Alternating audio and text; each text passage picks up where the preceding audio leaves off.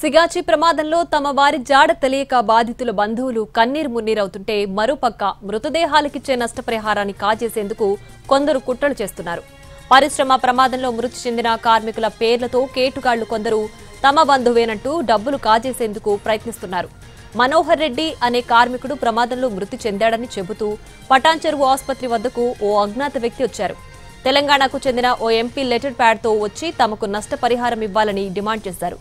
Company లిస్టులో మనోహర్ రెడ్డి అనే వ్యక్తి పేరు లేకపోవడంతో అధికారులకు అనుమానం వచ్చింది. అజ్ఞాత వ్యక్తి వివరాలు అడగగానే 5 నిమిషాల్లో వస్తానంటూ అక్కడి నుంచి పారిపోయాడు. సీసీ కెమెరాలతో ఆ వ్యక్తిని గుర్తించే పనిలో పడ్డారు పోలీసులు.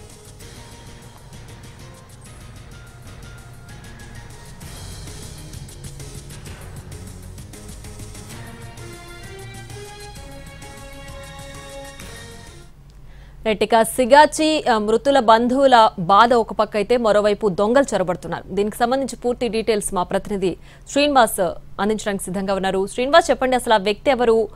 కేవలం ఒక్కరి గురించి అడుగుతున్నారా లేకపోతే ఇంకెవరైనా ముఠాగా ఉన్నారా? ఏంటి దీనికి సంబంధించి పూర్తి డీటెయిల్స్?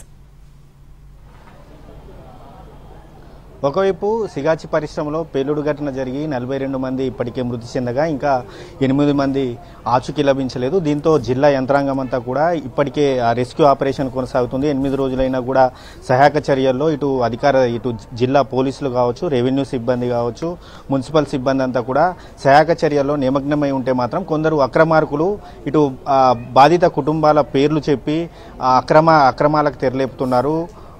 మనోహర్ రెడ్డి అనే ఒక కార్మికుడు ఈ పరిశ్రమలో ప్రమాదంలో చనిపోయాడని చెప్పి ఓ అజ్ఞాత వ్యక్తి ఒక తెలంగాణకు చెందినటువంటి ఓ ఎంపీ లెటర్ తీసుకొచ్చాడు. ఆ లెటర్ తీసుకొని వచ్చి మనోహర్ రెడ్డి అనే వ్యక్తి ప్రమాదంలో మృతి చెందాడని చెప్పి పటాన్చెరువు ఏరియా ఆసుపత్రికి వెళ్ళి అక్కడ తనకు సంబంధించినటువంటి మృతదేహంతో పాటు ఆ డెత్ సర్టిఫికేట్ ఇవ్వాలని చెప్పి కోరాడు. దీంతో ఆ లిస్టు కంపెనీకి ఆ రోజు డ్యూటీకి వచ్చినటువంటి లిస్టు తీసి చూడగా మాత్రం అందులో 143 మంది పేర్లు ఉన్నాయి. 143 మందిలో ఎక్కడ కూడా మనోహర్ రెడ్డి అనే వ్యక్తి ఆ డ్యూటీకి వచ్చినట్టు కూడా రికార్డుల్లో లేదు. దీంతో అనుమానం వచ్చినటువంటి వ్యక్తులు అతను మొదట కూడా ఫస్ట్ వచ్చినటువంటి వ్యక్తి వివరాలు ఇవ్వాలని చెప్పి కోరారు. దీంతో అతను 5 నిమిషాల్లో వస్తానని చెప్పి తిరిగి రాకపోవడంతో మాత్రం అనుమానం వచ్చినటువంటి అధికారులు మాత్రం పోలీసులకు ఫిర్యాదు చేశారు. ఇదంతా కూడా సిగాచి పరిశ్రమలో గాయపడ్డటువంటి క్షతగాత్రులకు కావచ్చు, మృతి చెందినటువంటి మృతుల కుటుంబాలకు ₹1 ఎక్స్గ్రేషియా ఇస్తామని చెప్పి ఇటు ప్రభుత్వం కంపెనీ నుంచి ఇస్తామని ప్రకటించింది. అదేవిధంగా గాయపడ్డటువంటి కార్మికులకు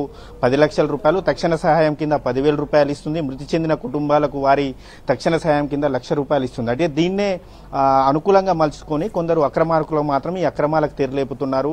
ఇప్పటికే కూడా చాలా వరకు కూడా మృతదేహాలను గుర్తించారు, ఇంకా ఆనవాళ్లు దొరకడం లేదు. కొందరి ఆచూకీ కూడా లభించినటువంటి పరిస్థితి నేపథ్యంలో అసలు ఇటు DNA పరీక్షలు చేస్తున్నా కూడా చాలా మంది ఇప్పటికీ కూడా రక్త నమూనాలు కావచ్చు, DNA పరీక్షలు మ్యాచ్ కావడం లేదు. అయినా కూడా ఇలాంటి పరిస్థితుల్లో అసలు ఇటు అధికారులు కూడా చిన్న క్లూ దొరికినా కూడా అది బాధితుల కుటుంబాలకు అప్పచెప్పే ప్రయత్నం చేస్తున్నా కూడా ఇటువంటి అక్రమాలకు తెరలేపుతున్నటువంటి సందర్భంలో మాత్రం ఈ ముఠా ఒక్కరే ఉన్నారా లేక ఇంకెంతమంది అని ఉన్నారా, ఇటువంటి ఇంకేమన్నా ప్లాన్ చేస్తున్నారన్న దానిపై కూడా పోలీసులు విచారణ చేస్తున్నారు. సీసీ కెమెరాల ఫుటేజ్ను ఆ రోజు వచ్చినటువంటి వ్యక్తి ఎవరు, అసలు ఎక్కడి నుంచి వచ్చారు, అసలు ఎందుకు వచ్చారన్న దానిపై కూడా పోలీసులు దర్యాప్తు చేస్తున్నటువంటి పరిస్థితి ఉంది. అదేవిధంగా ఇటు మృతుల కుటుంబాలకు కావచ్చు, మృతుల కుటుంబాలు ఎక్కువగా కూడా అంతర్రాష్ట్ర కార్మికులే ఉండడంతో ఆ కార్మికుల కుటుంబాల దగ్గరికి వెళ్ళి వెంటనే తమకు పరిహారం ఇప్పిస్తే మన కమిషన్లు ఇస్తామని చెప్పి మాట్లాడుకుంటున్నారా అని చెప్పి కూడా కార్మికులతో పోలీసులు కాంటాక్ట్ అవుతున్నటువంటి పరిస్థితి ఉంది. మరోవైపు ఇటు జిల్లా కలెక్టర్ కావచ్చు, జిల్లా ఎస్పీ కావచ్చు, అందరూ కూడా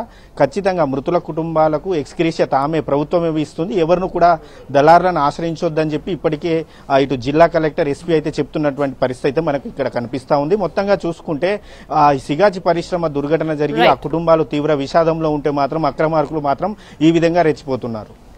right Srinivas, thanks for the updates.